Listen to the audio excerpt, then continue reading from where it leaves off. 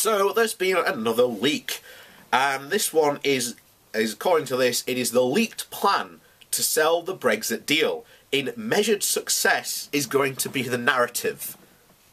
So number 10 distances itself from the optimistic plan which predicts endorsements by world leaders. So as a PR plan, it is certainly ambitious, featuring endorsements from world leaders and an interview with Theresa May by David Dimbleby. However, Downing Street insists that a leaked communications grid supposedly intended to sell a Brexit strategy does not reflect its thinking. The plan, as seen by The Guardian among others, has laid out an apparent timetable for the month.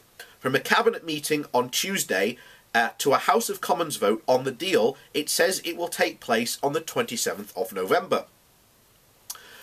The days between are filled with a list of media events and supportive statements, beginning with a triumphant announcement from the Brexit Secretary, Dominic Raab, that the Cabinet has agreed a deal. The narrative is going to be measured success.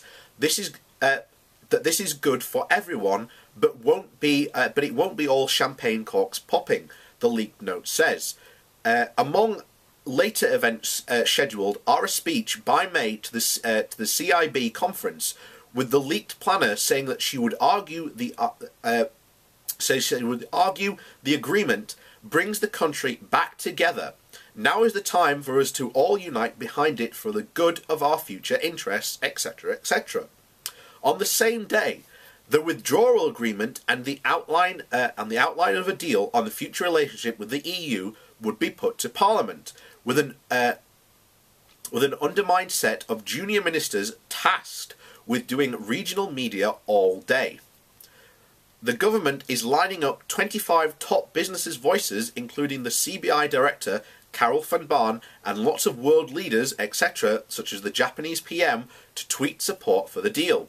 It adds, but does not say, whether the Japanese Prime Minister, Shinzo Abe, has been approached about the proposed agreement.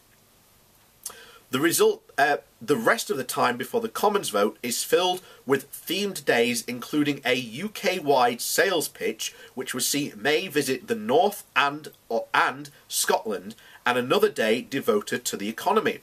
The other days would cover immigration, the NHS, Northern Ireland, and for the entire and the entry for the letter days would aim for May to visit Northern Ireland and to try and get support of the Irish Prime Minister Leo Varadkar. I think that's how you say it.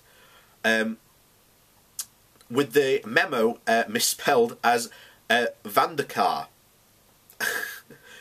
So basically they've spelt the Irish Prime Minister's name wrong. I know my spelling's bad, so I've got no room to quote there.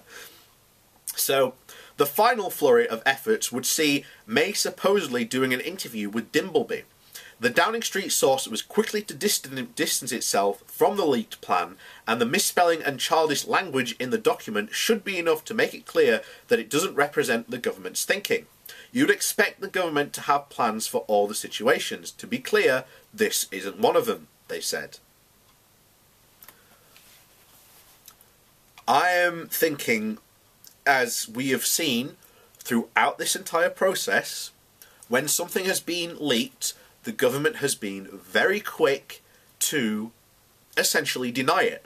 But we now have a fully and complete, shall we say, PR and media plan, basically building up to the 27th of November.